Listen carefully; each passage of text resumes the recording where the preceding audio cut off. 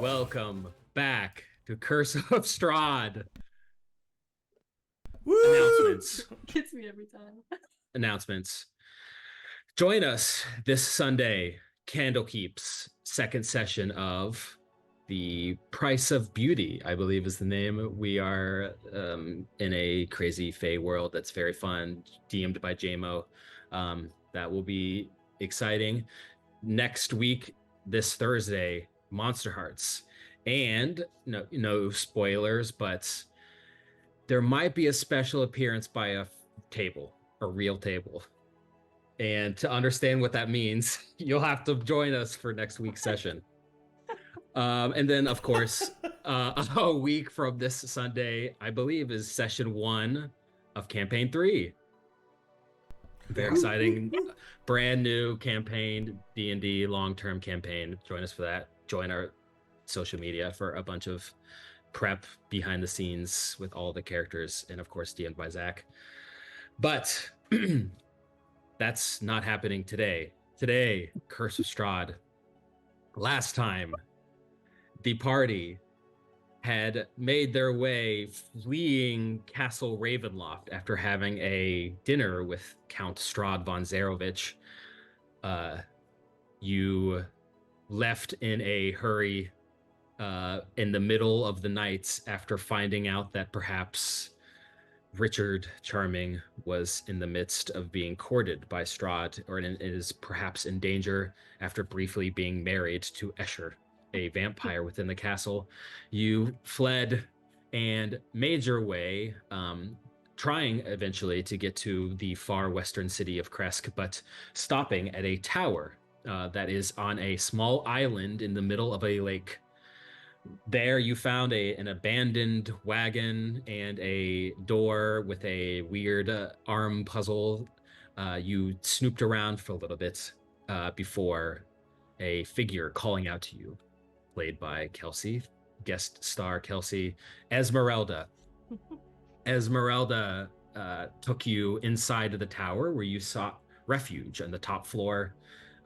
This apparently seems to be a place of living by perhaps Rudolph van Richten, legendary monster hunter.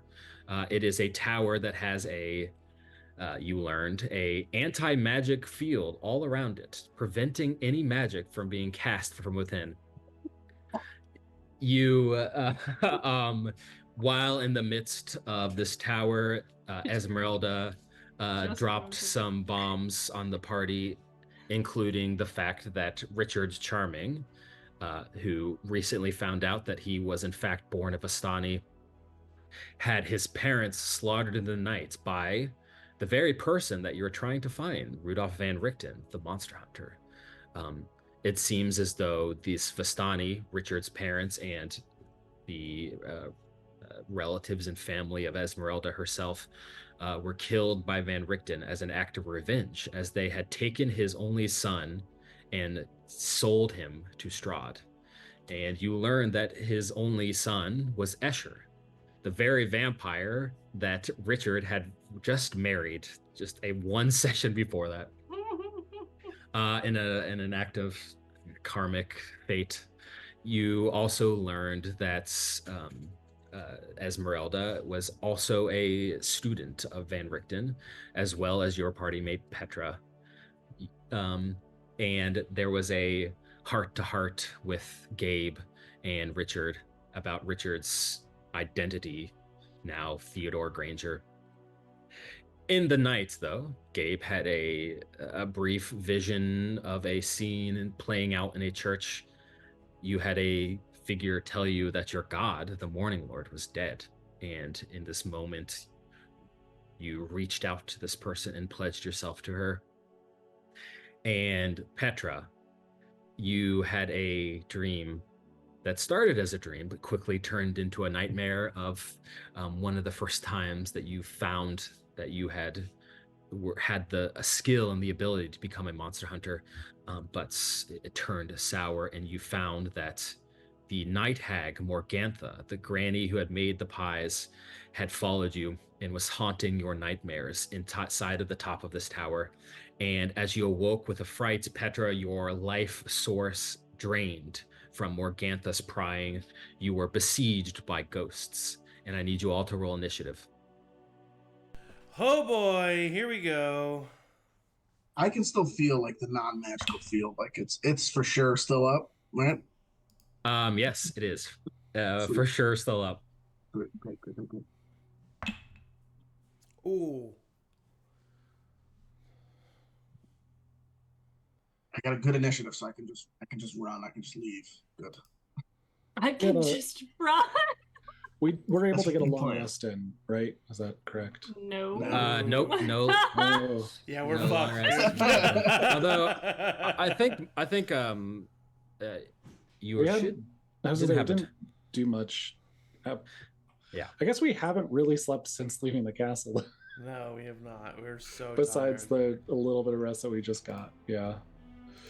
Okay, if you want, you can put your initiative in the turn order that should be on the page. For some reason, I can't click on. Okay, oh wait, here. I know why.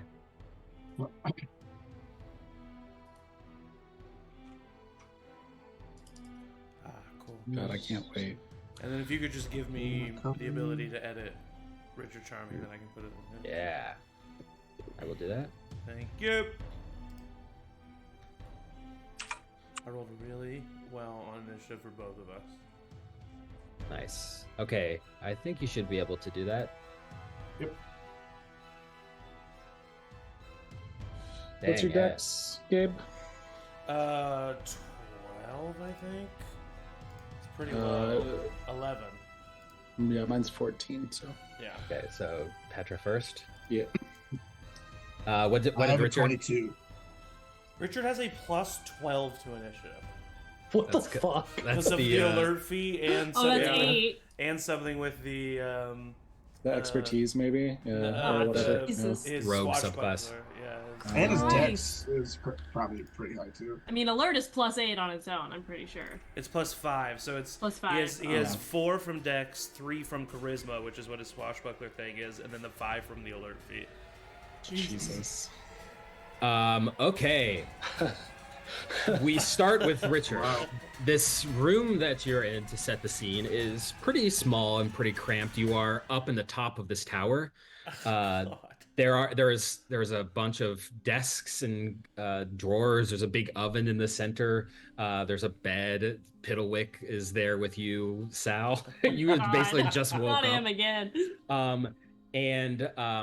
There in the middle of this room is the elevator that goes down to the bottom. It is currently all the way to the top of the tower, but you know if you stand on the elevator, it will very painfully slowly go down to the bottom of this tower. I forgot. It is the tower. Each floor of the tower is 20 feet tall, and you're on the 4th floor. So, falling off this tower would fall. You would fall 60 feet. Although, there are 4 windows in this room, to the north, to the south, the east, and the west. Only one of them is open, right? North, south, and eastern windows are completely boarded up, basically making them impassable. But Gabe has just burst through the west window. Yep. Which means that the west window is completely open, with a nice view of the dark night sky.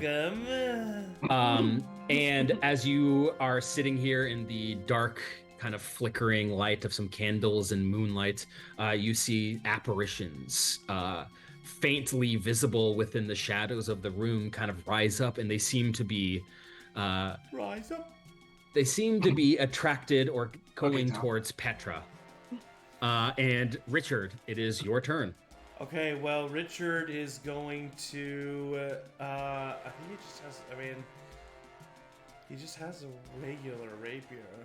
It's not magical. Yep. Oh, but he does have a silver dagger. That is canonical. Yep. So I think. Well, he's gonna try the rapier first to see if that does something. So he'll just try something with the person who's not here. It's good. Yes, use him as a test dummy. I mean, yeah, it's fair. I feel like you would. First instinct is attack with the weapon. You know what, Eric? All right, roll an attack. He does not have advantage on this roll, but if he hits, he'll get sneak attack. Yep. That is a 2 plus 7, 9. Richard, you all see Richard take his rapier and swing towards this apparition, and it just literally passes straight through as if nothing was there. Okay, perfect.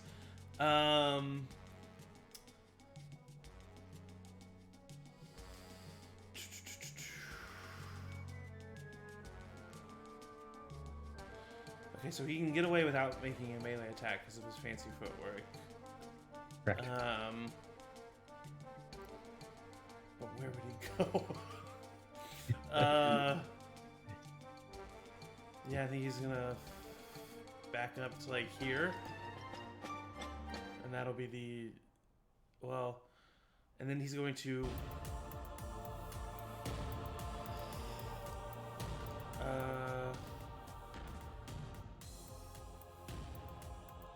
fuck it, yeah, on his way he's gonna just like bonus action with the silver dagger, just swing. He doesn't have like 2-weapon fighting or anything, but he'd still see if gosh, that's a 7 plus 7, 14. That hits. Okay. So he can't add his proficiency bonus because he's not a 2-weapon fighter, I don't think. Let me just make sure, I guess. No. So that's just a regular D4. That's 3 points of piercing damage from a silver dagger. Okay. This time the dagger with the offhand strikes something there. They are not completely untouchable or incorporeal, although with this dagger offhand, even though it's silvered, it does not quite hold purchase to do full damage. Okay, according to the rules of... I think I still get sneak attack, right? If it just says once per turn, it didn't hit my first attack. Yeah, I'll give you sneak attack. So that is better. That's 9 plus 2, 11 points of, I guess, additional piercing damage is how sneak attack works. Yeah, you can, with the piercing feat, you can re-roll one of those damage dice if you want. Oh, okay. That's from 2 to 6, so that's 9 plus 6, 15. Okay, so they are resistant to that damage, so they takes 8. Okay. And then Richard backs up, clambers over some like drawers and tables, and is standing over in the corner next to Ezmerelda. Sal, it is your turn. Do it. Right. Got dag nabbit, and I'm gonna turn around and I want to try to pick up Piddlewick. Okay. And see if I can activate his dart out of his that he shot at Kelsey's character. Okay. Remember? Oh, yes. If I could just like, I don't know, slap him in the back of the head. Or just like, fire, Piddlewick! Piddlewick looks at you, and, like kind of shrugs, and you hold him like a missile launcher.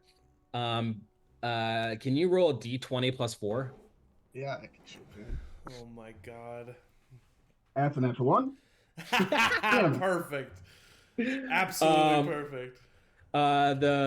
You shake Piddlewick, and then this little arrow just plops onto the floor in front of you, and Piddlewick looks at you with like puppy dog eyes, like. I don't feel so good. Just reload, Piddlewick. I'm gonna move. I'm just gonna like step back and like if we can move Piddlewick in front of me to take some damage, that'd be great. Okay, so when I hit him, it's not okay, but when he's your shield, then it works. I'm gonna get some straps and put it on the back of Piddlewick. That's my turn.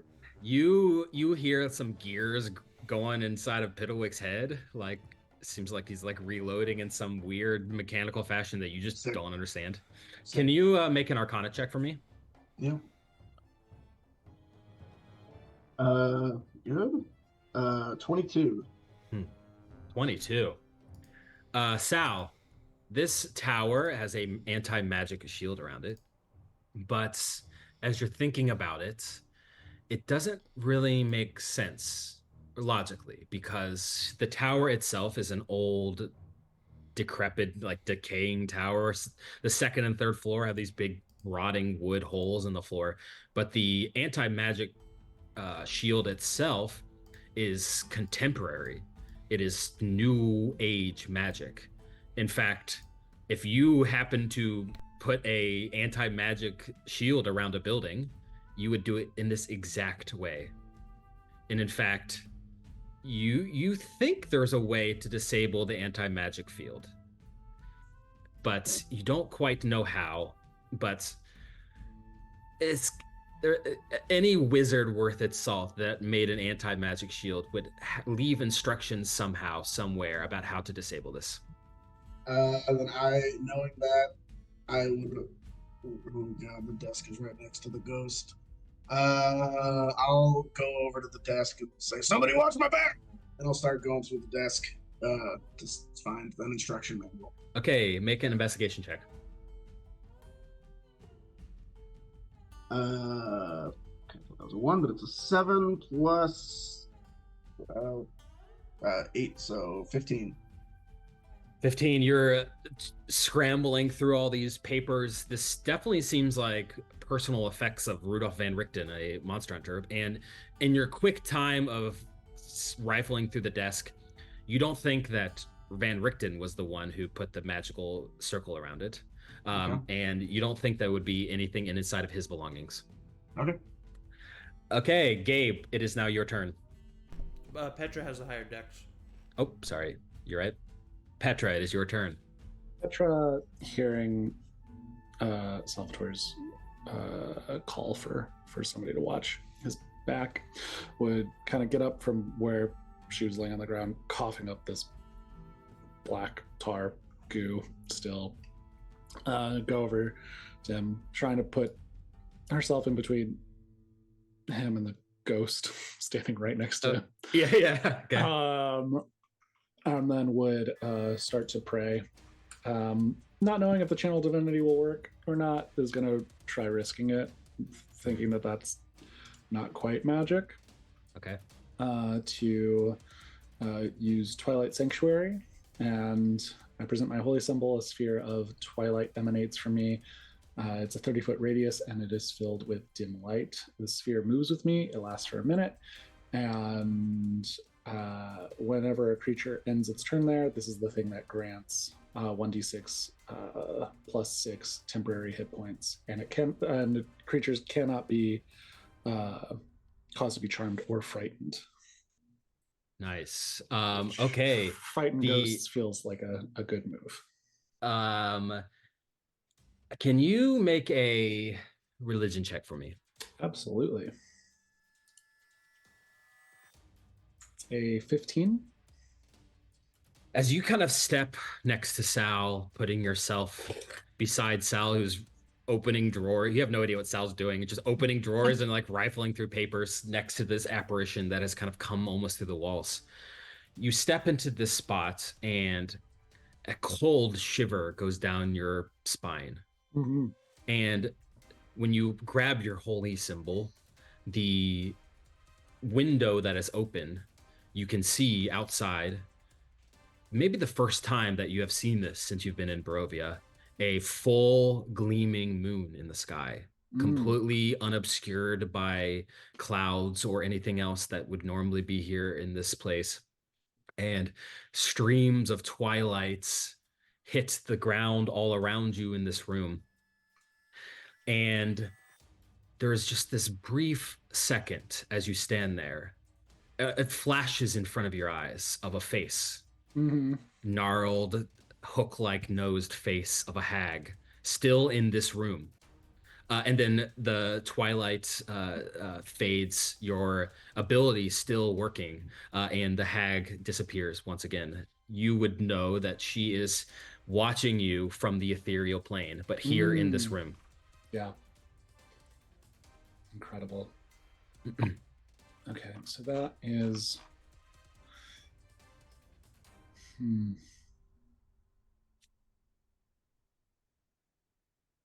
That's my action. What do we got for bonus actions?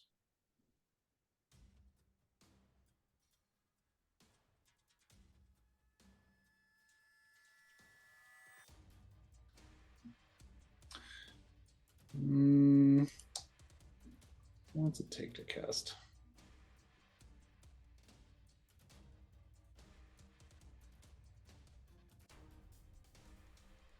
Never mind. Okay. I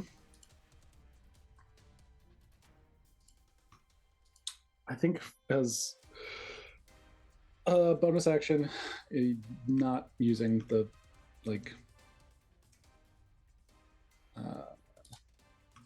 spell slot, I think I'm just going to ready my shield and my silvered maul and be ready for the next attack. All right, Gabe, it is your turn. All right. Gabe, just having bust through this room, he's going to just confidently stride over to put himself in between this ghost and Richard. And based on this vision that he just had, he's going to attempt to try his channel divinity. He has a 9 intelligence. He wouldn't even be thinking about that in a magic circle. So I don't know if it works or not. But what does your channel divinity do? My this specific channel divinity is Vow of Enmity. As a bonus action, I choose a creature within 10 feet of me and gain advantage on attack rolls against it for a minute, or until it drops to 0 HP or falls unconscious. And I think because of that vision that he just had, he usually grabs his holy symbol and like stares the entity down, but I think he's just like so angry from all the events that have happened recently and scared from that vision, and I think he doesn't grab his holy symbol and just kind of tries to pull on that presence that he felt during that dream. And it's just like in anger. All of you in this room see Gabe step up to this ghost, and there is a light that emanates from him, almost illuminating this part of the room. And you see, just for a brief second, two not necrotic, decayed wings, but beautiful white feathered angelic wings on his back. But it fades, and the ghost in front of you, is now your enemy with your divinity working. Oh, all right, dope. I'm gonna swing twice with my battle axe. Oh wow, that sucked. At advantage, I'm never using this advantage dice again. I don't know why I keep trying it. That's at advantage. That was a 9. Okay, that's misses. But I have extra attacks, so I'm going to swing again. I think we should be throwing in more dice across the room in anger. That was cool. Thank you. That's a good noise. That's a dirty 20 to hit. Yep, that hits. I don't have like magic weapon on this or anything, so it's just normal battle axe, and that is 6 points of slashing damage. But I am going to use a spell slot for Divine Smite. I am assuming this creature is undead. Yes, making definitely. Us a total of 3d8. So that was 6 points of slashing damage, and then 13 points of radiant damage. Dang. Okay. And that is the end of my turn. This creature alights in radiant damage, and it's incorporeal. There's nothing to the edges of it or even to the center of it. It's just kind of floating in the darkness, but it alights with radiant energy and burns away partly. And you can see now that this is an image of a middle-aged woman wearing kind of drab clothes that is kind of translucent, see-through. Her eyes are wide, and she's looking at you. She looks at this creature in front of you looks pretty injured. Ezmerelda, it is your turn. All right, so since I'm closest to, well, I'm gonna strongly consider killing Piddlewick here and now, but will go against my better judgment, and I will swing up over here and try to finish this. Okay, you have advantage in front of me. My God, this dice is literally okay. This is so she takes out a rapier. That's an 18. Yep, that hits. Okay, and then she's gonna also attack again. So I'm gonna do both, see if they hit, and then I'll do damage. Yep. 27 to hit. Hits. Yep. Sweet. All right, so she pulls out her rapier and slashes twice, which will do 17 piercing damage. That sounds like a fighter. All right, 17 piercing damage. You all see Ezmerelda take out this gleaming rapier that is obviously a weapon of great craftsmanship, and when she strikes this apparition, it does not look the same as when Gabe and Richard struck. The blade sticks into the center and almost reverberates inside of this creature, and it shrinks and falls and is hanging on to life, but still alive. And then she's gonna reach for her hand axe and then not use it. Right. And that'll be the end of the turn. Okay. Sal and Petra, you feel something as if it passes through you, like there some sort of sensation, deeply cold. The ends of your fingers are almost frostbitten just for a second, and then from this window that is now open over here, you see there's a bright purple light flashes out of nowhere, just hovering in the air, and then 2 lights flash, and then 3 lights flash. It is the cops. It is the ghost's turn. It's the cops. This ghost that is attacked by Ezmerelda shrieks in horror. This ear-piercing, horrific scream. I need everyone in this room to make a wisdom saving throw. Oh god. Natural 20. Is it a roll to be frightened? It is. They do not. 21. All right. Yeah, you don't even have to roll. Oh shit! Yeah. 22. There is a moment where you look at this creature and the horror that it portrays, but you're washed in twilights and the feeling instantly fades. Amazing. Wow. How much is that? This one comes over to you, Petra, and just enters your body. Oh! I need you to make a charisma saving throw. Not this. Charisma. No, you deserve. Not your strongest suit. No, it's a 9. Oh. Petra, you feel your life flash before your eyes, but it's not your life that flashes before your eyes. You see a Barovian man living his life in the village of Barovia, sad and lonely, but there are sparks of joy in his life. He marries, he has a small daughter that he raises, but he's constantly searching for meaning. And then one day, the door knocks. You see through his eyes as he opens the door, and standing on the other side of this door is Granny Morgantha in her cart of pies. And as if you're thinking for this person, you hear him say, I don't get anything in my life that's good. I deserve this.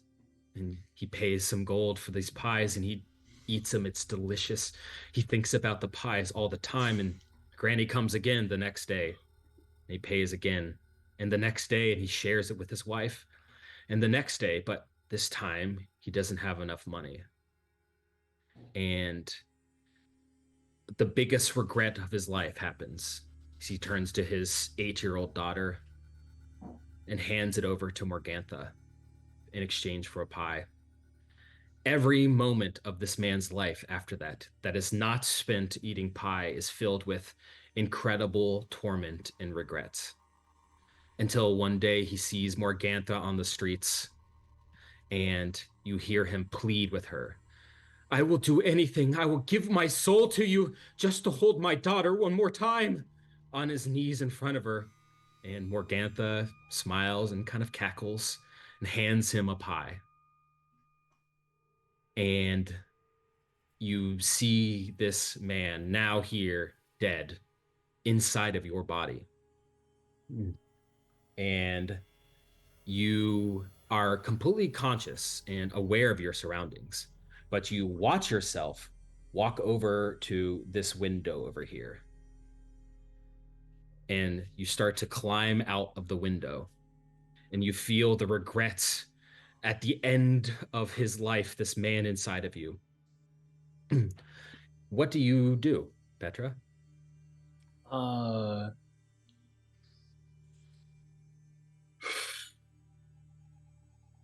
What is mechanically? What can I do? Because it's not my turn, and there's so that I could do a reaction. Is what you're saying? You could do a reaction. I mean, you can. I don't know. I don't know what you could do. I'm just. There's not a lot of stuff you can do, but what would you think to do at least?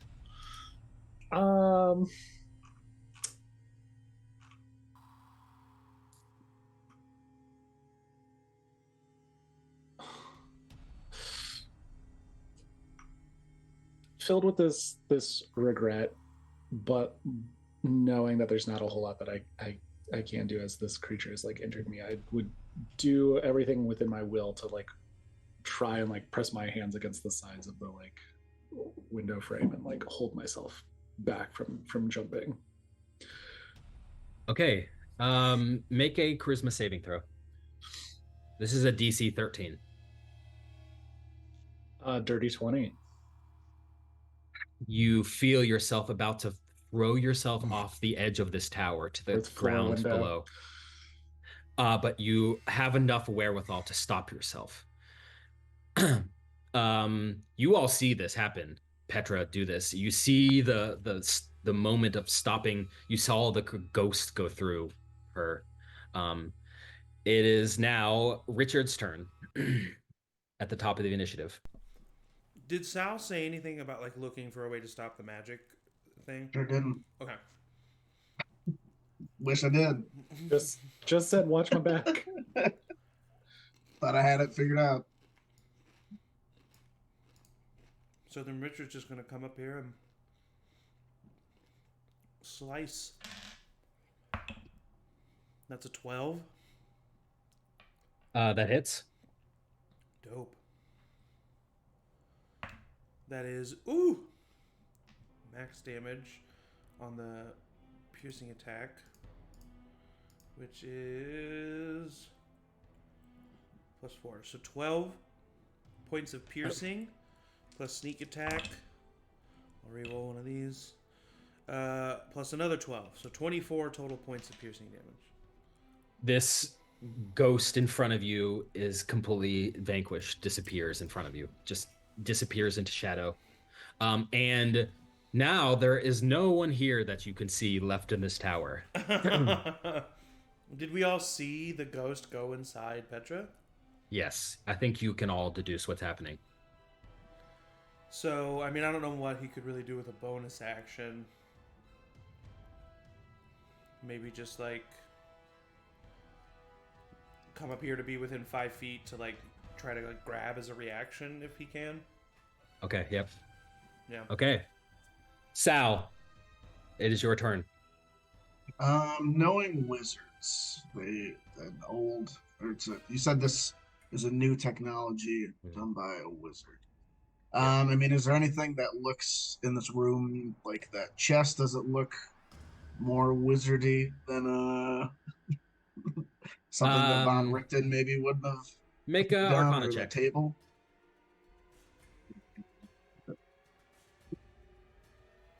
Uh, 13. Nothing in this room feels wizardy. In fact, it feels very cleric-y. You get the feeling that Van Richten is probably a cleric. There are like bandages and there's a couple weapons off to the side as well. The trunk you think has clothes. The only thing in this room that's wizardy are your 2 spell books. Hmm. 2 spell books.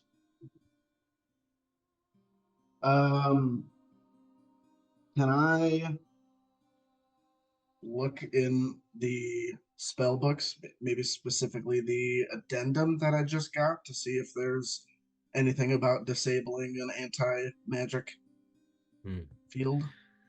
You open up the big tome that you have. You're kind of always lugging around like 15-pound books in your package.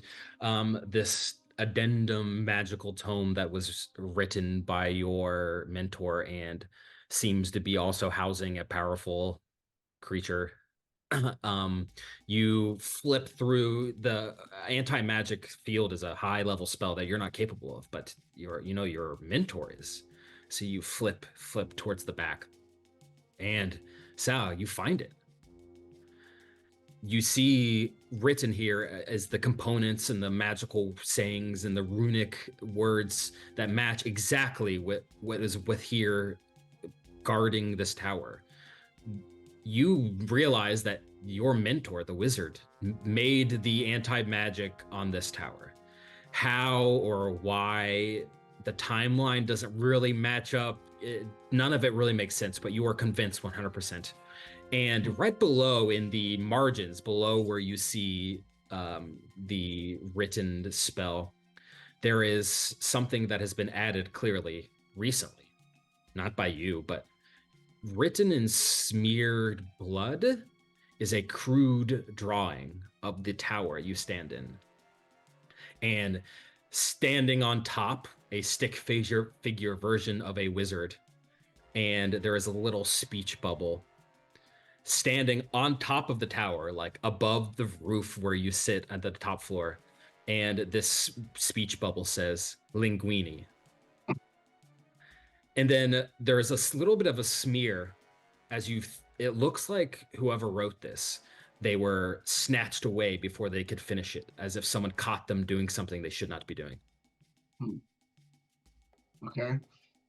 How thick is the anti-magic field? Like, how far away from the building? Like, you know that it's when Linguini got, dissipated. Yes, he dissipated 10 feet from the outside. Okay. And there's no other way up from this room, the elevator, that's as far as it goes. Looks like this is the top floor. Well, then what I'm going to try to do is jump out the window and try to kick 10 feet out and cast levitate. Amazing. Okay, this is for sure an athletics check. Oh, I'm so good at those. Okay, I'm gonna think of the DC for this before you do this. I have a -1. So you're gonna kick off this tower 10 feet. That's a pretty significant distance. Yeah. Yep. I'm gonna say, think of it it's 60 feet down. Aren't you an old man? No, I'm 45. I'm 50. I'm not old. So if I'm going down but still going out, I'll eventually go 10. Yes. Okay. I'm gonna. Yeah, you make it the spell off an inch off before you hit the ground. Okay. If you, I'll say DC 10 to not splat on the floor before you get to. Otherwise, you might be able to cast it before you hit the bottom. Please splat. -1. Please splat on the floor. Oh my god. That's a natural 1. Can you roll 66 for me? Oh no! Oh man! All right, I'm gonna move you to the bottom. 5, 6. I'm gonna move you to the bottom of this map. Okay. Oh my god! Amazing. I have full health though, so I'm alright. I'm not gonna die. That's a lot of good numbers though. I rolled 4 3s. So 5 plus more fun to have you roll the 17, 21. Okay, you take 21 points of bludgeoning damage. Oof. You try to kick, but Petra is standing right in the middle of this window, and there's a moment where you look at Petra like Petra's desperately trying to not to do exactly what you just do.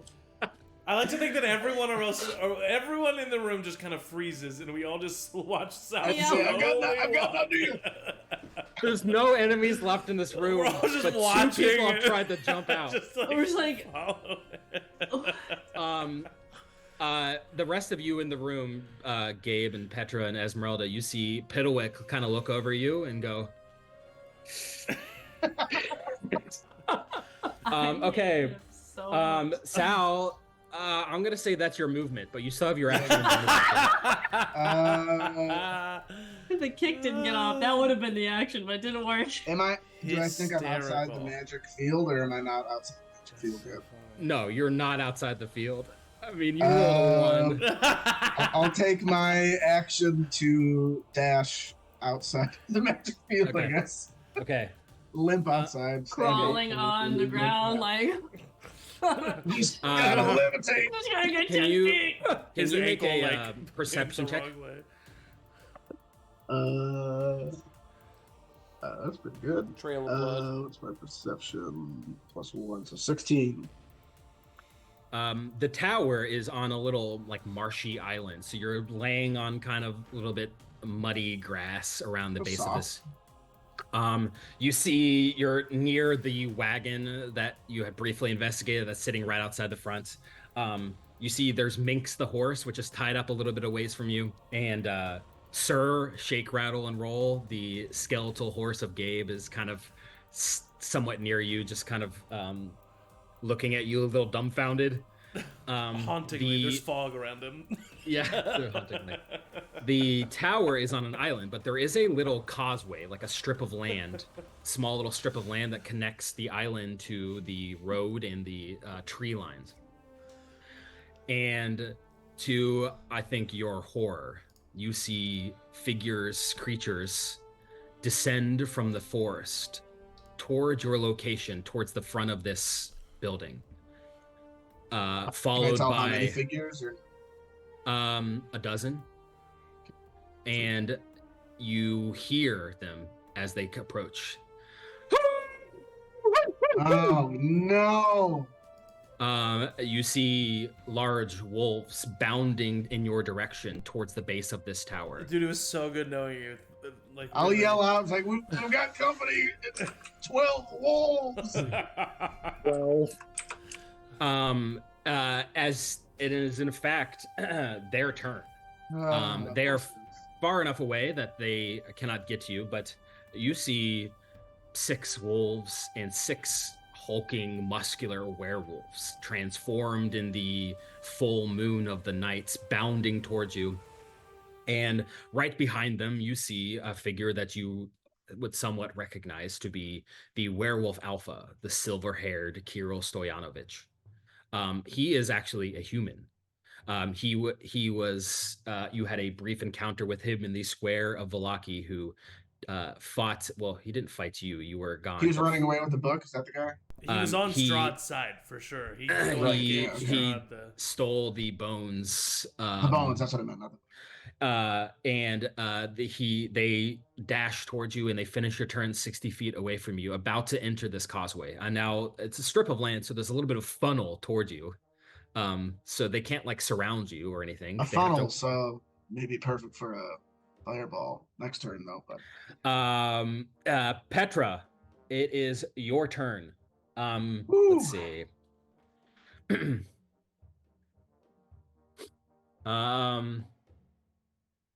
Petra, yeah. you know, as a seasoned monster hunter, what's happening to you. Obviously, you are in the middle of being possessed, and there is no hope for you to be unpossessed by your sheer will alone. Amazing. It is solely upon either you going unconscious or let's see, the ghost itself could end it if it wanted to. Yep. Or if it was forced out of you by some sort of dispel or dispel evil or something. But you do not have control of your faculties or facilities, and the ghost is going to move you on its turn. So you're not going to act right now. But if you have anything to do, anything to think, any actions you want to prepare, now is the time to do it.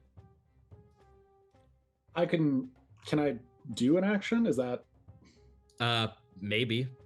okay? Because there is a bonus action that is a class feature that I have. That when I'm in dim light or darkness, I can give myself a flying speed for 1 minute. And I think that would be like what I would hold out for, but that's a bonus action. So because you can't hold a bonus action, is that Okay, I'm going to say I will let you do this, but Okay. you will have to pass a DC 13 Charisma saving throw. Okay. We'll give it a shot. Hey! I rolled a 17 on the die, so it's a dirty 20. Okay, there is some aspect of you, Petra, that is still within your own body. This creature that is inhabiting you is desperate and sad, but you have prepared yourself for moments like this. You have taken precautions. You have trained yourself to be able to withstand possessions like this. In fact, you have cured many people probably of a possession just like this. So you are able to use your bonus action to give yourself a fly speed. But that is your turn. Yep. Gabe, it is your turn. You just saw Sal jump out of the building, and Petra stands at the precipice. Do I Back to know you. how ghosts work? Make a history check, I think, maybe. That's a dirty 6. You have not even quite sure that this is a ghost. Petra's being very weird. Why does everybody want to jump out of this tower? It's a weird way to kill a ghost. Am I missing something? To suck it up. You sucked up the ghost, but okay, whatever. I think I would go over 9 intelligence. He doesn't know what Petra did. He thinks Petra did something to the ghost. And so he's going to go over to the window and say, just kind of slightly push Petra over and say, Petra, don't, you wouldn't survive the fall. I'm coming, Sal! I jump out of the window. If all your friends jumped out the window. Oh my god. Okay, so Wasn't there scaffolding or something that you climbed before? You're not even gonna try and figure that out? You're just gonna jump? I thought I could jump 10 feet. I guess I forgot about the scaffolding. There is scaffolding below you. You can see, like, here on the second floor, right below you. Do I feel I can get? If I go down the scaffolding, do I feel like I can get to Sal within a turn? Well, it'd be 60 feet of movement. So you've got 9 temporary hit points. I mean, I jumped to Sal. Okay, your intention is to jump all the way down. Yeah, I mean, I am a beefy boy and really strong, so I don't know if I can roll like an athletics check to see if I can like 3-point land, take damage, but maybe make it a little bit less, or what. But okay, make a athletics check. That's a 19 on the die, plus I think 6. Yeah, plus 6. It's a 25. 25. Okay, I'll say you reduce the damage by half. So can you roll a 3d6? Yes. Yeah. That's pretty good. I rolled 2 5s and a 6, so that's 16 damage. Okay, you Sal. 9 of that was temp HP. 9 of it was temp HP. Yeah. So you see Gabe free-falling down. Gabe, as you're falling down, you see the wolves that have descended from the forest as you're falling. But there's no going back from your decision. No, I mean, I came down here because he said that there were wolves. Okay, there you go. Yeah. All right, you are now. I'm going to say that is your movement to get down here. Okay, if that's actually my movement, I'll give you half movement because of your superior athletics check. Okay, well, it's mostly physics anyway. Then I think I just step 15 more feet in the direction of the wolves. Okay. He's just very pissed off. And I think I am going to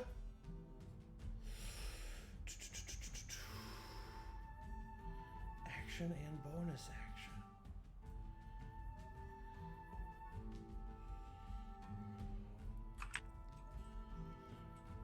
Okay. You said the one werewolf is a human right now? Yes. I'm going to lift up my axe and point towards him. And he needs to make a wisdom saving throw. DC 13. Okay. Let's see. DC 13 Wisdom saving throw. Yeah. Let's see. 12. On a failed save, I cast Compelled Duel on this guy. Okay, yeah. And on a failed save, the creature is drawn to you, compelled by your divine command for the duration, has disadvantage on attacks against creatures other than you, and must make a wisdom saving throw if it attempts to move in a space more than 30 feet away from you. So I use my bonus action pointing at him, and I say, I'm an Oath of Vengeance paladin, and he screwed us over earlier, so I would say, justice has come for you, my friend. I'm going to use my action to take the dodge action. Nice. Okay, you see Kirill Stoyanovich, silver-haired man that he is. When you cast this spell on him, Compelled Duel, he looks to you and says, "Ah, ha, ha, little piggies going to the roast." Okay, that's your turn. Ezmerelda, you're like alone in this room now. Well, Richard's there, Petra's there. Yep. All right. I'm gonna try and fuck with the rules here a little bit. So go with me here. I have Evil Eye. The wording of this does say casts one of the following spells. However, it then says requiring neither somatic nor material components to do so. Can I do it in a non-magical field? You think that you can. This is like less of a spell and more of a that was what innate I was ability. hoping for. All right, I'm gonna give this a shot because I don't have any other way to save Petra. But this is my attempt. She's gonna walk over here. She's gonna look at Petra, currently possessed, which she well knows, and then is going to attempt to cast Charm Person on the ghost. Cool. All right. The ghost needs to make a. She said the thing. Charm Person. Wisdom saving throw. Saving throw. Okay. Please don't succeed. 4. Yes, because otherwise I would have been blinded. All right. So, yeah, Charm Person. Weird I said it risk. again. What else? Charmed by you until the spell ends. Regards you as a friendly acquaintance.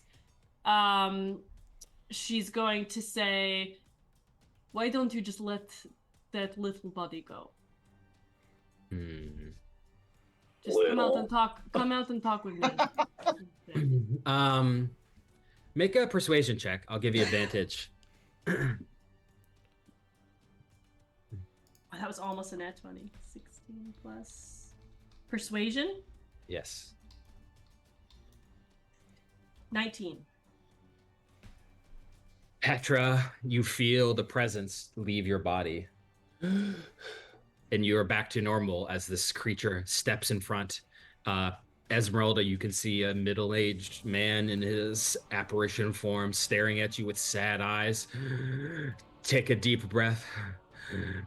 Just kind of staring at you dead-eyed, but out of Petra's body. Sweet beans. That is Sweet beans. my turn. Sweet beans. Sweet beans. Okay. Oops, sorry. Oh yeah, wait, I have to jump. Sorry, I have to jump out the window. No, I'm kidding. Oh, that would be crazy. No, I'm not gonna do that. Crazy. Yeah, that would be crazy. I do it. Tuck and roll, baby. Tuck and roll. I do it. Make a roll, baby. I'll be bad. I'll be back. I'm back. Come on, let's all jump out the window, guys. Jump out the window. I'm alive. It's fun. I'm a wizard. If I'm alive, you. What are paladins for if not for jumping out of windows? I asked. Yeah, it's true. That's one of those things. Petra, your ecstasy at not being possessed by this ghost is maybe short-lived because apparating directly in front of you where this ghost is, the Morgantha. No. Yes. Good luck, guys. No. We're gonna be fighting some wolves. She looks at you, Petra, and she goes, I'll have to do it myself. Oh shit! And she is going to attack you. Ask about the pies. Ask about the pies. Shut the fuck up, Sal. Ask about the pies.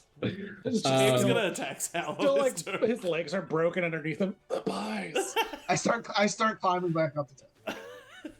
Oh my god. Okay. 10 to hit. Oh no, absolutely. Misses.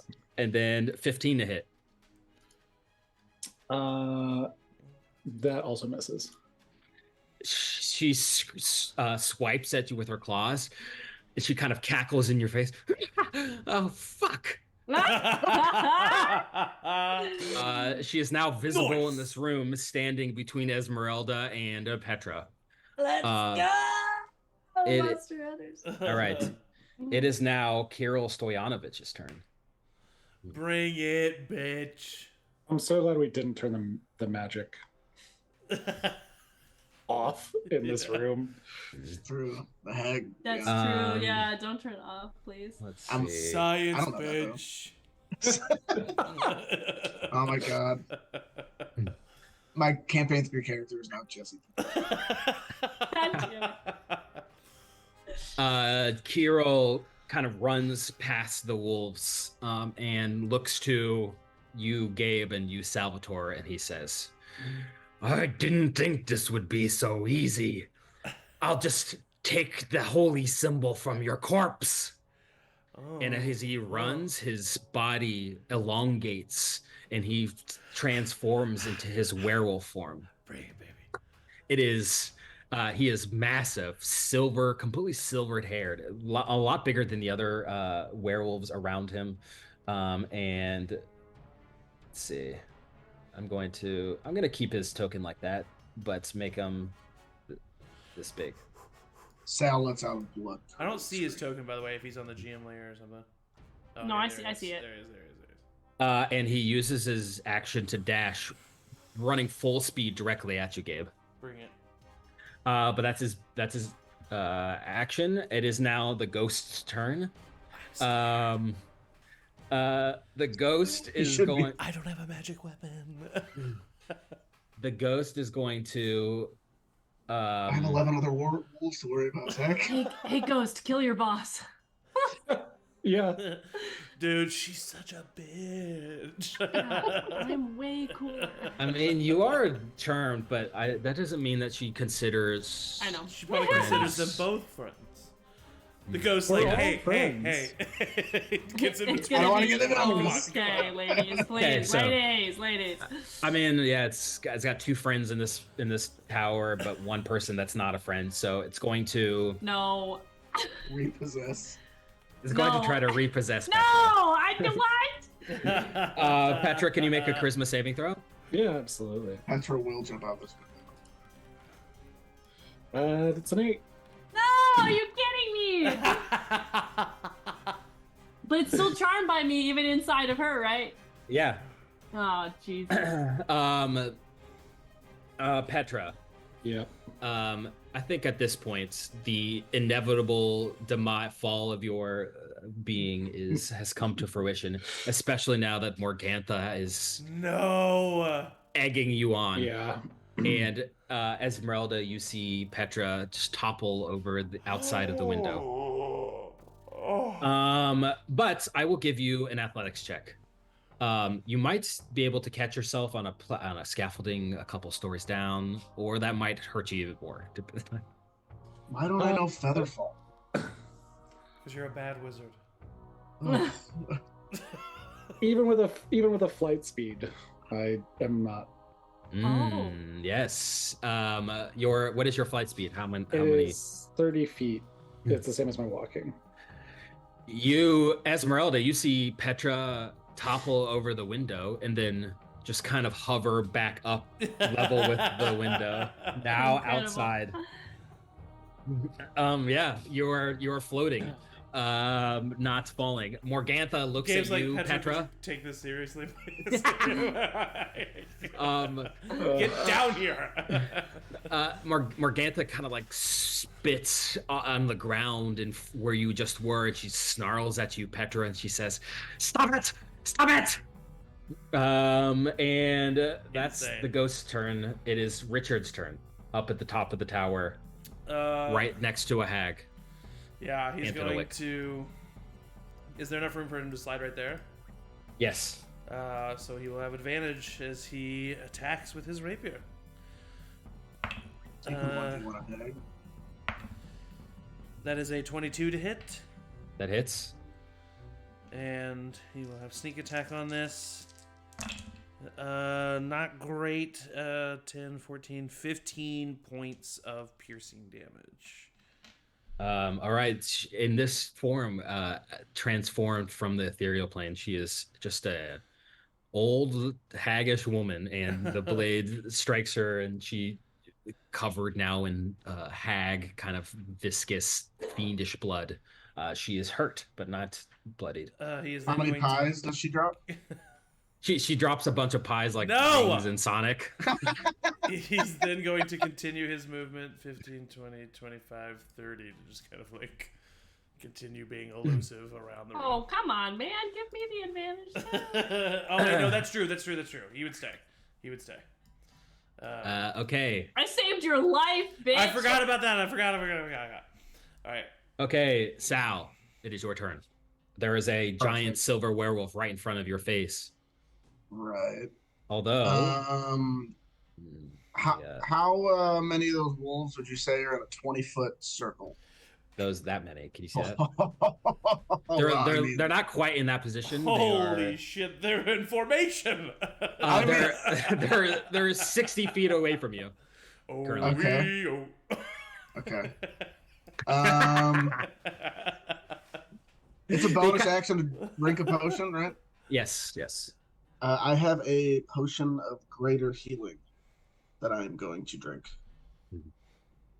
which is 44 plus 4. All of these wolves are kind of on this little, like, almost like land bridge stretching from the forest to the island of the tower, which has forced them to kind of clump up like this. I'm going to hold up my finger to the werewolf down a potion. And that's 8, 11, 13, 17 points of healing. So I'm almost back to full. And then bippity boppity boo fireball. Okay. Boo. Okay, so they all need to make dexterity saving throws, correct? It's within it's a 20-foot radius, however many. Oh, that's 20-foot radius. That's there. all. That's all. Hell yeah, Okay, baby. Sick. Let's go. Yeah. This is DC amazing. 16. Okay, this is this is. I'm be so crazy. glad it didn't happen inside the Me tower. too. So I was really just. Okay, so letting I need to that There are make- some werewolves there. I need to make 6 dexterity with the regular wolves. What's the DC? 16. Okay, fail,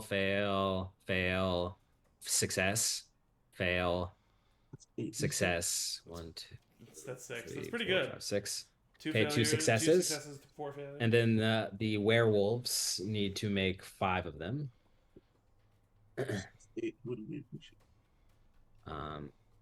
Fail, success, success, That's pretty good. fail. No, 16 Fail. is the DC. Oh, 16 is DC. Okay, so 1 success for the werewolves, 2 successes for the wolves. Everyone else takes I'll full. tell you, my lowest roll is a 3. Yeah. I rolled 4. I rolled 5 4s, 2 5s, and 3. So it's Take that. 12, 16, 21, 24. This helps. 29? This helps. All right. He could do this 2 more times, people. 16, 21, 24, 29. 29 points of fire. Amazing. Okay. Even the 2 wolves that succeeded are incinerated instantly. Yeah! The Amazing. Suddenly, 12 more wolves come out from behind. Yeah, they're gonna have to. and what's half of 29? That's 15. Yeah. Round it up, yeah. The werewolves, all except for one, look bloodied and their fur is singed and they're just barreling, trying to come straight for you. Absolutely amazing. Just give the werewolf in front of me. I could do this all day. Do you smell burnt hair? Nice. That's better line. Double insult. Okay, that's your action. You still have movement if you want. You cast Compelled Duel. I did. Do I know anything about Compelled Duel? What do they get? What do you get an attack opportunity? Probably. Yeah, he would still get an attack opportunity. Disadvantage. He would have Disadvantage. Disadvantage because it's not Gabe. And actually, I could. Well, no, never mind. I will. Yeah, I'm gonna. So if he takes an attack for opportunity, he can have it. But I'm gonna move back. Okay, he's going to try to attack you at disadvantage. Okay, I'm going to use my Sentinel feat to attack him. Yep. He's going to use his claws on you. Disadvantage, that's a 15 to hit. Damn. Yeah. 12 AC. You take 18 points of slashing. Woo! Oh my god, I should have done that. When a creature within Thank 5 God feet I of you drank makes that an potion. attack against a target other than you, you can use your reaction to make a melee weapon attack against them. So that's what I'm going to do. Yep. Against this guy, that's an 18 on the die plus 6, I think, so 24. Yep, that hits. This is going to be a big tell here. That's 9 points of slashing damage. What are you using to attack this creature? No, My battle axe. You strike this silver-haired werewolf in the side, and it cuts into it, and you see a gash that immediately completely closes up. Yep. Okay. All right. My eyes go wide. I'm scared. Okay. It is now the werewolf's turn. You see Kirill turn and start hooting and howling at the werewolves in their weird werewolf language that you don't understand. And it kind of looks back at you, Gabe, and with a little bit of a grin on its face. And you see this werewolf run and just full speed charge and jump straight into the door that's at the bottom of the tower, just like ramming into it. And as it does, the door stays sturdy. It is a very sturdy magical door. It does not break or shatter in any way, except for this huge burst of lightning explodes from the door. And this werewolf takes 17 points of lightning damage. Oh, shit. Thank God we didn't knock. Oh my god. And the tower shakes and begins to topple a little bit from its side, as if the foundations were shook. Ezmerelda, Richard at the top, you feel it shake, and almost it feels like the tower's about to give away from under your feet. Oh, fuck. Holy shit. These werewolves are going to dash right up to Gabe. Yep. All around you. Bring it. Gabe, I'm sorry, but you might be in the middle of a fireball, my friend. Hey, hit me. Hit me. Come on, hit me. Petra. Yep. Can you make a let's see, what would this be? Persuasion check. Okay, because I was gonna say I am gonna So good. try to convince this ghost to join our team. You have Misty Step or something, man. 17. Mm-mm. Use my second. I can help you. Second level I got you. Okay. Um, I don't want help. Petra, there's almost a weird connection that you have with this man that has possessed you twice now. You understand his pain, his tragic life. You understand the regrets that he has, even if now in his life he is somehow cosmically, infernally bound to the hag. But you think that it is not out of the bounds of reason to convince this ghost to stay on your team. Yeah, and that is what I try to do. That is, listen to me. Exit me. Help us fight her. You can have your vengeance for your daughter. Have vengeance for yourself. Smart lady. You feel the ghost part from your body, Petra. Your years of dealing with possessions have paid off. You know exactly what to say, exactly how to appeal to their emotions, and this man in particular's emotions. And you are now free. You have your full turn. Unpossessed. Yes. Sick. Very good. Kill very good. that haggis. The problem is there's a magical barrier between. So what I am gonna do is looking down and seeing what y'all are dealing with. I am going. Get away again. Yeah. No, I'm just kidding. I am going to see that you're surrounded and throw a moonbeam down on. Nice.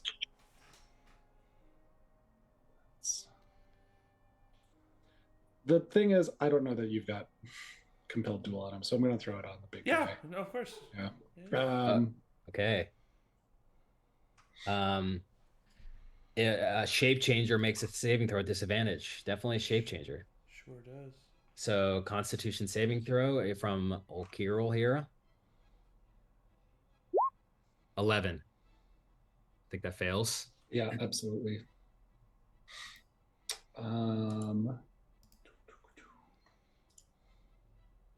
That is 19 points. 19 points of damage, and this massive hulking silver werewolf in front of you, Gabe, turns back into just a guy. Kirill Stoyanovich. He snarls at you and he looks up above, a little bit weary of concerned. Petra, you are now floating in the sky on this beautiful moonlit night, the moon bathing you in twilight. And there's a little bit of irony using the moon to damage this werewolf that seemingly slavishly devoted towards it. That is your action, and the moonbeam is still there. I'm worried about going into the tower that would fuck up the moonbeam. So I am instead going to gesture to Richard and Ezmerelda to hey, it's the tower might come down. We need to leave. I can try and carry one of you down.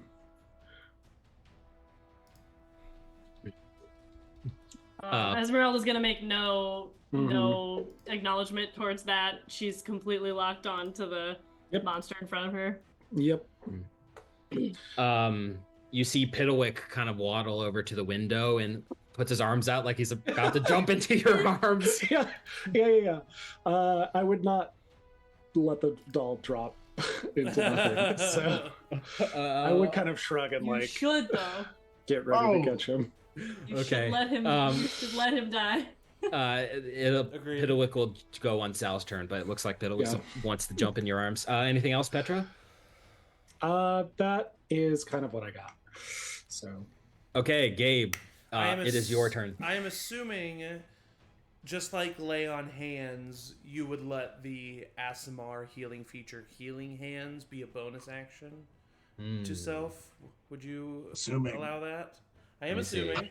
This is just like a? I would heal myself ASMR 6, feature. Just so you know. Yeah, it's an ASMR feature, so it's nothing crazy. Is it normally an action? It is normally an action. Yes. I'm gonna say that it's an action. Okay, so I'm not it's gonna do different that. Than your paladin. No, ability. That's totally fine. So I'm not gonna do that.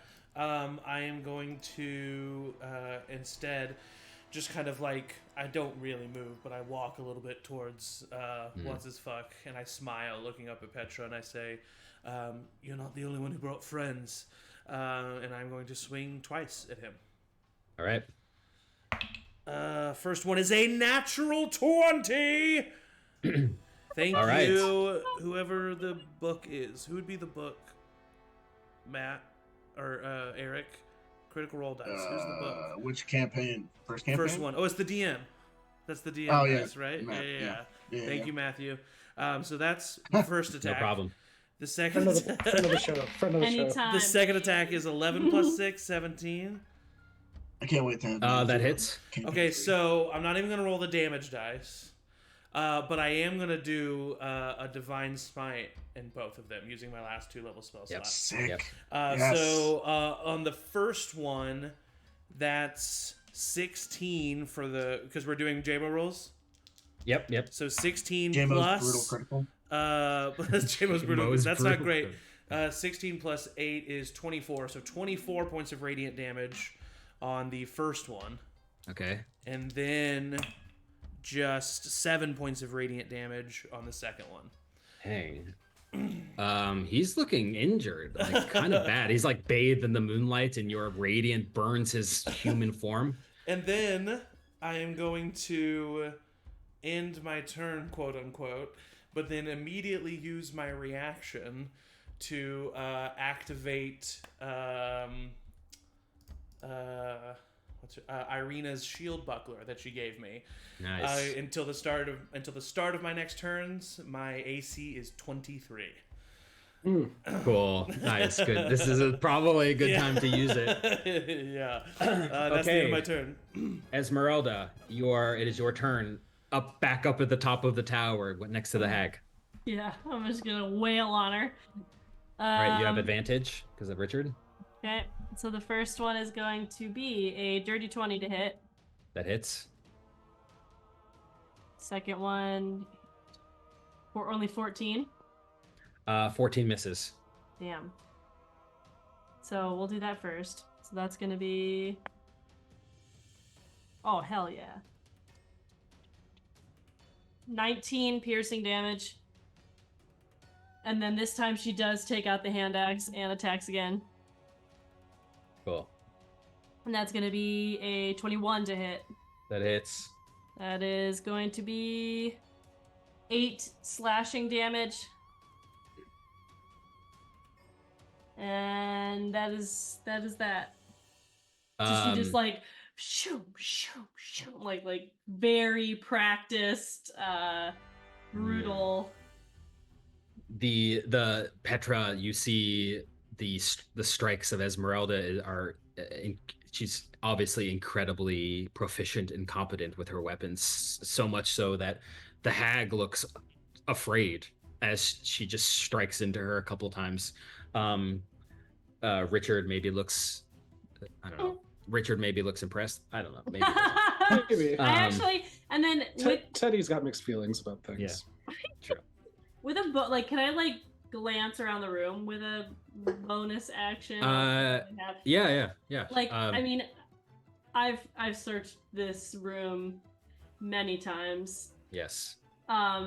With the shaking of the tower, however, I'm kind of a little bit of desperation in this quick search. Is there anywhere I missed? Make a investigation check. That is a 16. You see the dresser with some clothes. There's like some leather armor there. There's a chest full of silvered weapons. There's a sword and a battle axe and a hand axe kind of like stashed away into the side. Perhaps useful, but other than that, No. you know, the thing that maybe you were looking for, you do not find. Okay. That's my turn. It is Morgantha's turn. What you gonna do, Matt? With all that junk? She uses her Jump! action. I'll catch you. Hey, truce. Persuasion. She uses her action to go back into the ethereal plane. Coward! Disappears. Yeah, She is a definitely coward. She would scream that actually as well. Like, you fucking coward. All right, Kirill Fuck her, dude. Storanovich, he needs to make a Constitution saving throw, I think, because of Moonbeam. Is that right? Yeah. Yes. Can she go into the ethereal plane with the anti-magic field? I mean, I guess sure. Yeah, she can. 10. That's a failure for Kirill. Absolutely. Another 3d10. Teamwork. 13 points this time. Kirill looks injured, badly injured. And he is going to. What is he going to do? He's lost his werewolf form. That's not good. He probably would want to move out of the moonbeam, right? Yes. Doesn't he have to make the moonbeam save now? He just did. He's going to. Not paying attention to that. Yeah, he's gonna move. He's gonna back. I'm gonna attack him. Yep. I know. It was a trick and trap. That is a 15. 15. That hits. It doesn't do any damage, but I have Sentinel. He's staying right there. I know it. Oh wait, no. Matt, I gotta call myself. I canonically said I ended my turn and used my reaction, so I cannot attack him. He runs back over here. Damn. And he's like singed and burned from radiant damage, and he looks around and he says, "If you want to give it to me, I will take it from the rubble of this building." Shit. Is he a werewolf spellcaster? That's his turn. He actually uses his action to dash. And he's technically now 60 feet away. It is the ghost's turn. Is the ghost still here? Oh yeah, it is. The ghost is up there. Is the ghost also in the ethereal plane? Can they smack Morgana in the face? He's not very strong, but you see the ghost look at you, Petra, and with a renewed vigor that you don't think this man maybe had towards the end of his life, but has now found that you have guided him towards in his undeath. He nods to you, and you see him also go into the ethereal plane. Yes. Doing something that you don't know. Amazing. There's another battle happening in the ethereal plane that no one can see. A little gust of wind got by. It is Richard's turn. Richard is going to not jump out of the window, but use his. I mean, if he were to just use his movement, like he has a bonus action dash as a rogue, right? If he were to use his movement and then bonus action dash, would he be able to get down to the bottom or no? Yes, but it would. All of it? It would take 60 feet of movement and an athletics check to not fall, because there's parts of it. It's not all climbing down scaffolding. There is some climbing against just the bare rock or stone of the. I wouldn't be doing him justice if I didn't ask if it could also be acrobatics. I was gonna ask the same thing my next turn, so I think I'll give you acrobatics. I'm gonna flip off this tower. Okay, that is a 3 on the die. Plus 7. I mean, he's for got 9 10. points of temporary HP, so he does have 9 points of HP, and is not taking any damage.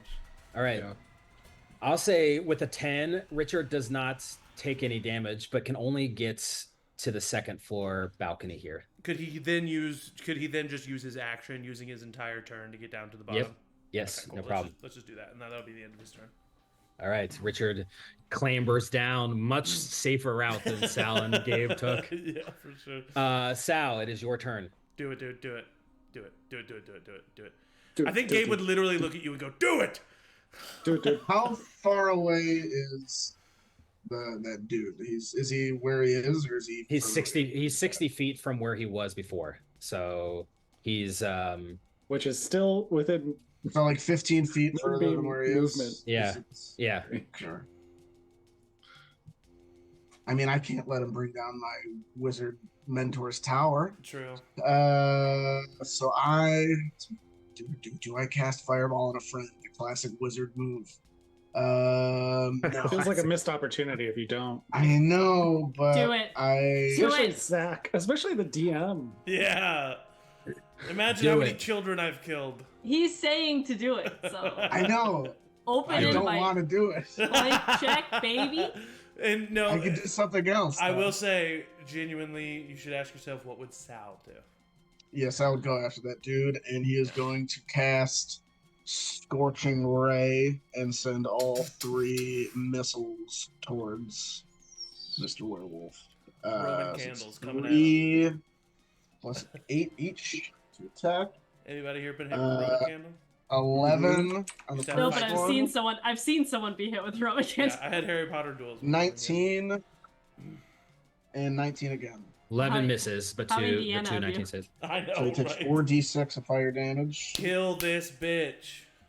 8 plus 5, 13. I don't think it's plus anything. No. It's not. 13 points of fire damage. He is badly injured, but still God. alive. I was Damn like, it, I come should on, let have me done get it at at least third one level. hit in there. Petra can fly, so I mean, I know it's not fast, but she can at least maybe keep an eye on the guy. That's self. That is my turn. Dude, a lot of these worlds were hurt. Imagine you just killing all of them with me just like standing in the middle of the flames, singeing. Hmm. That would have been pretty cool. It's the werewolf's turn. I'm gonna regret that. For the rest of my life. As you get torn apart by werewolves. As we're all dying like pushing anyway. the trunk of silvered weapons off. Didn't you think to grab these? The werewolf at the door slams into it Oh. again and takes 29 points of lightning he damage. Dead, right? And just He's got- fucking dies. Christ. Just fucking dies. Damn, I can't believe it. But the tower Oh, no. shakes. Anyone that's in the tower, so that's Richard and Richard got out. I mean, He's- sorry, Ezmerelda and Piddlewick. Didn't you Petalwick need to jump make- on my turn? Oh, that's yes. right. We did say that that was gonna happen. Piddlewick jumps at Petra's arms on your turn. Is now just in your arms now. So Esmeralda's that's like. so that's just Ezmerelda. You need to make a dexterity saving throw or be knocked prone. Please be a guest on our series and then get crushed in a tower. Yeah. Hysterical. You said dex save. Yeah. Okay. Would that just be a regular dexterity bonus then? 'Cause Yes. There's yes. no. Is There's she no within 10 special. feet of me? That is a 19. Okay. Hey, nice. You're able to stay on your feet, but the tower you can feel it physically swaying like Get out of 2 there, or 3 Ben. feet to the left and right. You think that the next time someone triggers this lightning, the tower is going to collapse. These fuckers. But meanwhile, Gabe is going to be attacked by 4 werewolves. Nice. They have Multi-attack, right? advantage and multi-attack. Bless. But an AC of 23, that's pretty good. Okay, Yeah. so they all Oh get my god! they all get 1 claw attack and 1 bite attack. So I'm gonna roll all 4 claw attacks first. Okay. I fucked At up. advantage. At advantage. At advantage. It's okay. It's okay. What's your AC? 23. Damn it! You take 6 slashing. From the Okay. first one. Second one, fail. Third one, fail. Fourth one, fail. Nice. So you okay. take 6. Okay. And then now with the bite. Second. 19, Fail. Fail. 22, Fail. 16, Fail. 21. Oh my god. That 23 really did it. I am being the definition of a tank right now for my party. The buckler that Irina gave you extends from your arm and blocks these werewolves that are like feral dogs trying to get at you. Their Oh, leader shit. now retreating. Petra, it is your turn. Nice. Yep. I'm gonna take that the moonbeam and use my action to move it the full 60 feet that it can move. Yeah. Right back onto that guy. Just Yes! slow laser beam moving across the ground. Yep. Screaming as it's coming towards him. It's just like burning the grass as it moves. Okay, he's got to make another con save at disadvantage. Yeah. 16. Is that beats? Okay, so he takes half damage. Yeah. I'll roll it out. 3d10. Let's see. Oof, not great. He takes, because I rolled a 12, so he takes 6 points. Okay, he is still alive. Yeah. Damn. Okay, and then. Don't worry, you still have next turn to do it, Sal. It's true. I'm not gonna not do it twice. No one attack the werewolves. I want Sal to get his chance. Yeah. Movement wise, I look into the I'm not even tower. gonna attack the werewolves because I can't. Tell Ezmerelda, you'll probably survive the fall. And then I like start floating down. Wow. It's about as slow as the elevator goes. Terminator 2 style with thumbs up. I gave you 12 points of temporary HP. You're gonna be fine. Yeah. As they disappear out of sight, you see Piddlewick look to you, Ezmerelda, and give you the. Can you shoot a dart at her? Narrows her eyes. It's hysterical. And you are now completely alone in this tower, Ezmerelda. I will. No, I'm not. Don't lie to me. Yeah, no. There's an ethereal slap battle happening in this very tower. Thank you very much. Yeah, it's a tough call. Because he's gonna move, and there's nothing stopping him from moving next turn. I'm going to switch. I'm gonna look at the werewolf man running away and drop Moonbeam so I can cast Hunter's Mark on him. Nice. Good Right. move. Good move. Okay. You both can cast cool. Hunter's Mark. Yeah, because I got Oh. that Fey touch. Okay, you have Hunter's marked Kirill Stoyanovich as he's fleeing into the forest. That your turn, Petra? Anything else? That is it. Gabe, it is your turn. I use my action to cast Healing Hands, slam my axe against my shield, and stand there. Make an intimidation check. Okay, yeah. That's an 8 on the die, plus I think like 3. You 2. You can. 10. I'm not gonna tell you what to do. What? Nothing. What? You could do something that would help you out, but I'm not gonna tell you. I can? Yeah. You already did it today once. I already did. Jump out of the building. How can that help? He's already at the bottom. Are you talking about dodge? Oh, no, I did the action to heal myself. Oh, never mind. I thought it was lay on hands. No, yeah, it's that It was Healing the Hands thing. lesson So, yeah. Okay, your intimidation, the wolves are snapping at your heels. Which means they're going to have advantage, and I have a lower AC when it comes to their turn, right? Just want to point that out for the room. Ezmerelda, it is your turn. Alone in this How tower. far can I jump on this tower? Yes, I started a trend. Can I land? I mean, On a God, wolf. even here. Theoretically, right? Can you On a make a Acrobatics? I'm flipping. no You don't want investigation? Oh, investigation. Of course. That's a 15? Okay. Little tiny mushroom clouds. You're pretty confident the thing you're looking for is not in this tower. Gabe just... This bitch. Alright. Then I'm definitely jumping out. Fuck this. Okay, Yes. make an acrobatics. Oh! Is it That's a nat 20 plus 7. 27. I thought that was a nat 1 reaction. I thought for sure. You can scale down this tower to the ground with ease, essentially, using just your 30 feet of movement. Nice. If you want. Sweet.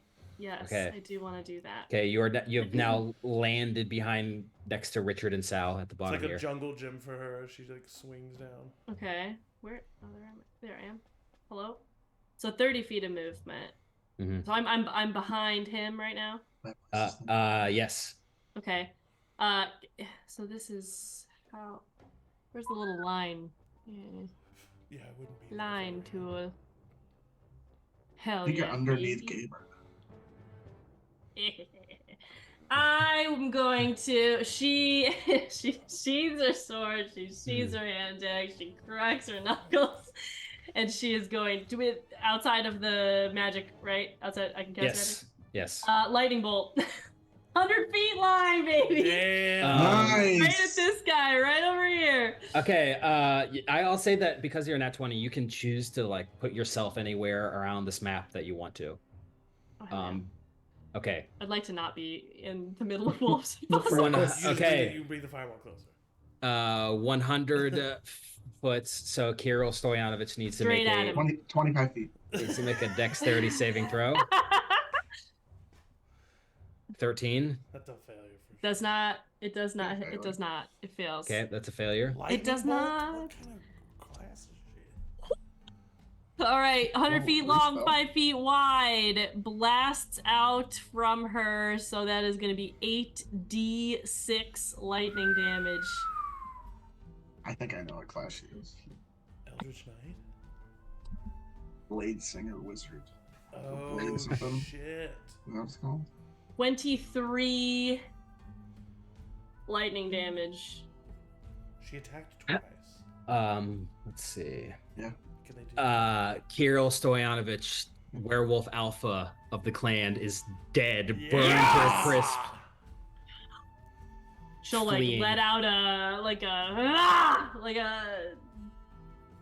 Gabe, awesome. Gabe echoes you with that, just out of just like animalistic, like ah. ah. Yep. Okay. Oh, for Wow. vengeance! Amazing. That natural 20 really helped. Vengeance. Or is that your turn? Anything else? No, that's it. All right. Next up is Morgantha. Who knows what she's doing? Next up is Kirill. We know what he's doing. Nothing. Next up is the ghost. Who knows what he's doing? Richard's turn. Richard just gets down in front of Salvatore and like tees it up for him. Salvatore's like touching the wind, getting into like field goal position. Okay, it is Sal's turn. He literally can't do anything against these werewolves, so like he's not gonna use his turn to do anything. I cast magic missile. I'm gonna cast fireball. Oh, I guess he does have a silver dagger. No, he's still Okay, just taking, he's so taking it. Right Gabe. at Gabe, I guess. Gabe, you need to Can't make do a it. dexterity saving throw. Ah! Everybody else do it too. I do angle do it it. so it does it touches the building the least. Cocked. So I'm not doing it in the middle of Gabe, because then it would kind of. Okay, gotcha. Thank That is a you. 21. 2, the werewolf succeeded. Oh, that's not great. 6, 12, 15, 18, 22, 25, 27, 28 points of fire damage. 3.5 to 14. 2 of the werewolves around you, Gabe, just are incinerated. You there's a moment where all you see is just burning fire and flames in your face. When it subsides, you just see Richard and Gabe and these 2 werewolves. I'm sorry. I can't really do He only tickled. anything else. I'm gonna move. But when he says tickled, Right. a plume of smoke comes out of his mouth. I'm gonna move behind this building, and if I can, I'm just gonna yell at the golems. Say, golems, you gotta get out of there. This whole place is gonna come down. So, poor Sal thinking of the golems, man. Oh, that's funny. It is the werewolf's turn. Bring it. I'm actually going to make a roll here. Let's see. I'm gonna make 2 rolls.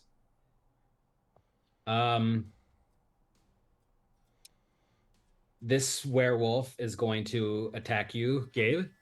Okay. Once with its claws. 7 to hit. Miss. Once with its bite.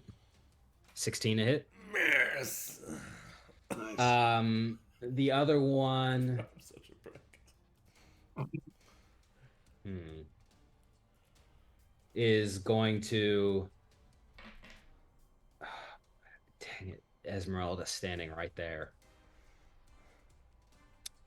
It's going to attack you. Okay. Come and get me. Oh. It's going to attack you, Gabe. It was going to leave, but it's going to attack you. Natural 1, and then the bites. Another natural 1. Amazing. The werewolves have lost their alpha and are crumbling under the pressure. No pun intended. Nice. Petra, it is your turn. Okay, Petra is gonna float the rest of the way down to. Okay, you are. Oh, it doesn't let me. You now have your hunter's mark on a pile of ash. Yep. Here, I'll move you. Thank you. It's a holding a very valuable weapon in Pitlick. Yeah, absolutely. Viable? I will bonus action move the Pez dispenser. the hunter's mark to the most robust looking. Both these werewolves are equally damaged. badly injured equally. Yeah, and then I will use my action to swing with my maul as I come down, floating Piddlewick in one hand. You would know that these werewolves are immune to non-silvered weapons. Mm-hmm. I'm using a silvered weapon. Yeah, I know you are. Nice. Okay, cool. Roll an attack. Yep, it is gonna be a 14, so it's a 30-20. That hits. Then it's 2d6 for the weapon itself, plus a d6 for the hunter's mark. So it is 12 points of silvered weapon damage.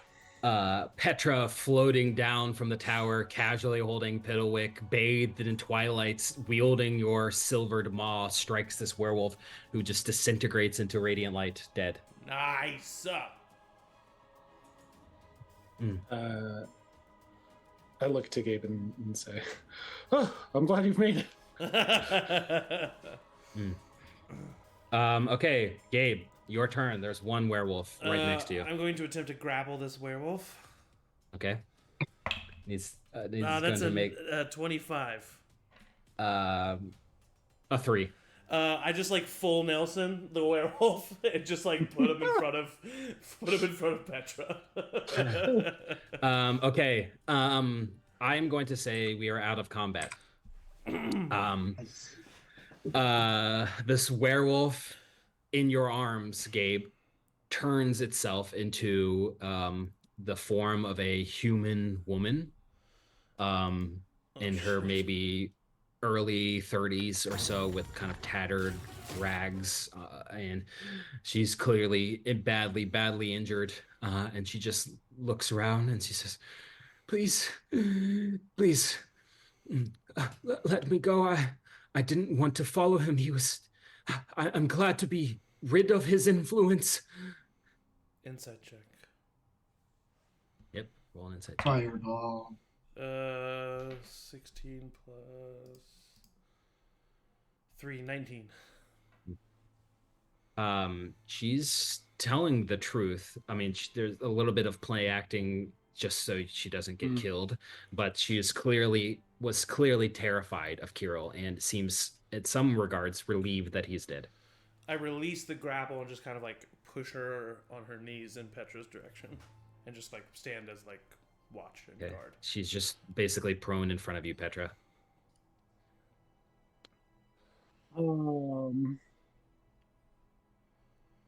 Yeah, using some thaumaturgy to add to the intimidation factor, making my eyes glow with a rage that is not really there. But you will tell us what you know. You will tell us what you know of this land and of the devil, and we might let you leave. Make a intimidation check with advantage. I imagine that's what Gabe is actually doing. Nice. Nice. Thank you. I went from a nat 1 to an 18 with the nice. Good advantage. So thank you. She looks up to you and says, my husband, Emil, he was the alpha of this clan, but he is against Strahd. He's captured in Strahd's dungeons. I follow Kirill because he is the alpha, but I wish to get my husband back. There was a man that came to the den just today. He was part of a circus. I don't know. Ezmerelda steps forward. Van Richten. She looks to you, this werewolf, and she says, let's see, this is what she looks like. Queen. And she says, I don't know who he was, but he got himself captured on, I don't know why he was here, and he wanted to know how my husband got into the castle. I told him, but I cursed that man. He could have helped me. He could have taken me away. He could have. We have hostages back in the den that Kirill took. I wished every day that we released them, but this man left without freeing any of them. What will you do now that Kirill is dead? I wish to go back to the den. There are others there that are allies of me and against Kirill's rule, and I wish to make the werewolf den a better place. Our lycanthropy is not a curse. People see it as such, but I believe that we can use it to do good. What were you looking for here? She says, I don't know for sure, but I know that the man in the carnival told Kirill that in this tower there was a holy symbol, an artifact, a powerful artifact that he stored here, and Kirill seemed to know it well. I don't know its origins. I look at Ezmerelda and try and see if that gets like reaction. She's gonna try to be hiding her reaction, so I will go ahead and roll insight versus deception.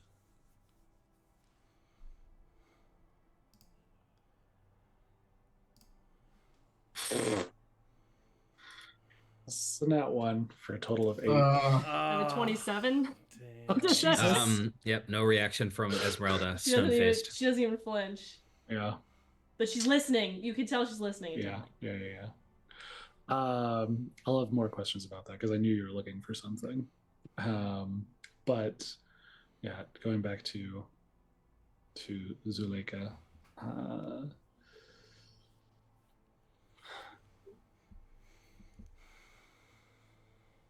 Who are the hostages that you have back at camp? Where are they from? People from Kresk. There are some hunters that are in the woods. There are some people from Vallaki. Anybody that Kirill can get his hands on. He's cruel. He wants to use the power of our abilities to inflict torments, and he's doing Strahd's bidding. But that is not who we are. We are werewolves. We are powerful, but that does not mean we have to be cruel. Now that Kirill's no more, who would take leadership over the pack? My husband, Emil, is the true alpha, but he is locked away deep in the dungeons of Castle Ravenloft. be willing, if we were aligned in a desire to remove the devil from this land, to help us take him down. She nods. Yes, of course. Please, can you please come with me back to the den? There are a few there that are still loyal to Kirill, and they will be hostile, but I think we can overcome them with your abilities. You are powerful, clearly. How close is this den? It's not far. It's just in the woods. I will show you. I will take you there now. I look to the rest Do of we the need party. anything? Do we need anything else in this tower? I don't have any way to harm anyone if there's a fight. There are silvered weapons upstairs. Never mind, I'm good to go. Yeah, you know that there well, now you know there are silvered weapons stored in a trunk in the upstairs. So if you want, the tower is still standing. You could go up there, take the Pantale long elevator, and get a silvered weapon, any type of silvered weapon that you want or need. You will be able to grab. I do want to do a quick insight check on her again, just to make sure her intentions aren't trying to trick us to go back to get ganked by. So you said I found a silvered +3 battle axe? Is that what you said? Whoa! Good No. find, It's a plus -3. Oh, okay, gotcha. It cancels itself out. It is Simple a magic mistake. weapon, but it's every other roll, it's +3 and then it's -3. That would be a good weapon. That's crazy. It's called the hot potato. Hey, Yo-yo. the insight check that I've rolled is a 17. She's telling the truth. She seems reticent to join in battles against Strahd. She seems like she wants to just stay within the den, but there's a fire within her to get her husband and release him from prison that is motivating her beyond her kind of natural instincts. She seems like she's willing to help you. Cool.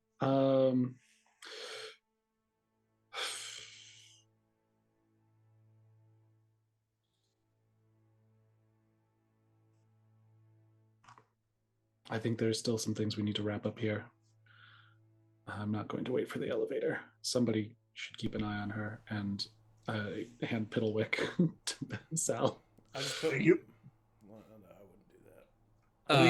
You were so brave. Oh my, you were so brave. He like nestles his head into your shoulder, but he's staring at Ezmerelda the entire time. She narrows her eyes at him, but then looks back at the woman. You said that the carnival man is gone. The last that I saw that he was in the den, he was locked up in the cage, but he seemed prepared. He said that he was leaving soon. Perhaps he is still there, but he seemed reticent to stay there for long.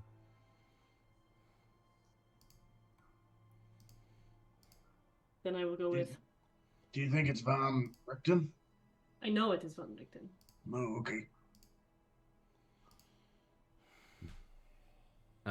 All right. I'll say Gabe heads to the top tower and you can grab whatever items. Petra, what are you doing? Going to the top? I flew up to the top. Yeah, okay. Can you make and I was gonna perception check? Yeah, I was gonna keep a watch and see if I could sense the presence of either the ghost or Morgantha. That's an 18 was my perception check. Unfortunately, Morgantha the Night Hag is gone. Yeah. But that does not mean that her vengeance against you is satiated. Yeah, absolutely. I wish I could have ended that, and also my friends were in danger, and that is always the higher priority. I'm gonna get a silvered battle axe. I'm assuming there's a battle axe up there. You said. My current. Does somebody have a bag of holding? No. Okay.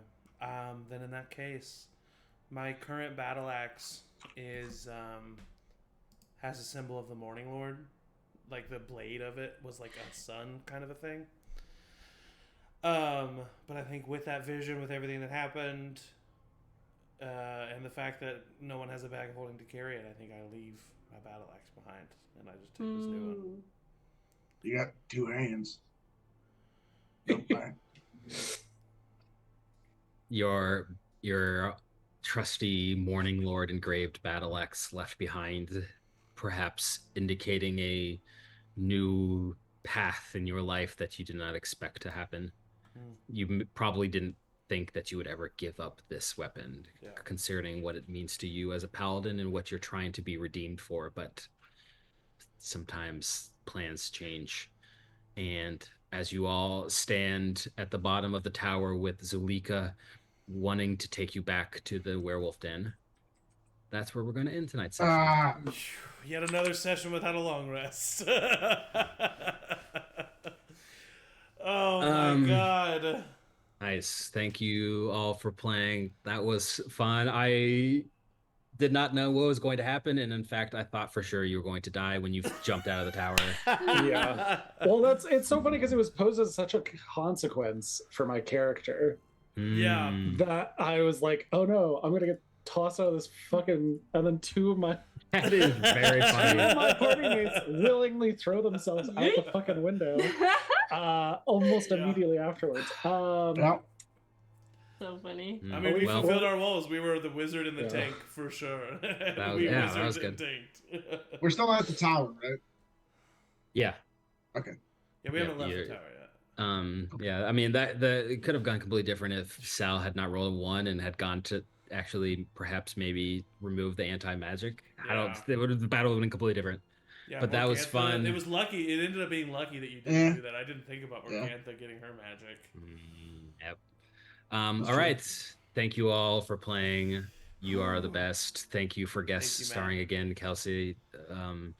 Next week, hopefully, we'll have a full party with Michael, who is sick, but prayers up. I don't know why I said that. Prayers up. Prayers up. I've never said that before in my life. Prayers up, Michael. I think he's fine. Everyone. All right. And like we say at the end of every session, prayers up. Prayers up. Prayers up.